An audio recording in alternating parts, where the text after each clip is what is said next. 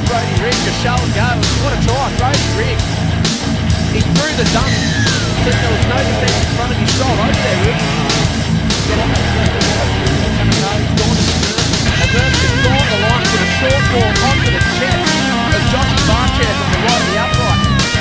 And that goes on the back end of another 7.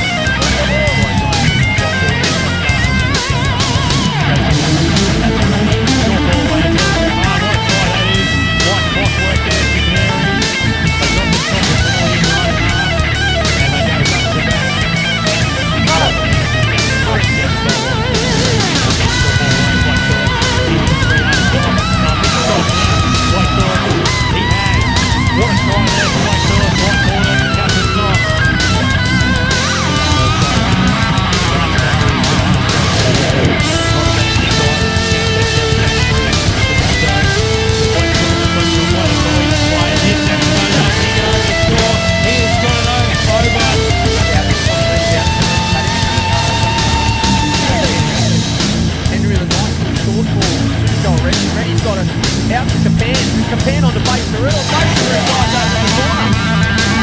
I think this might be a 4-pointer.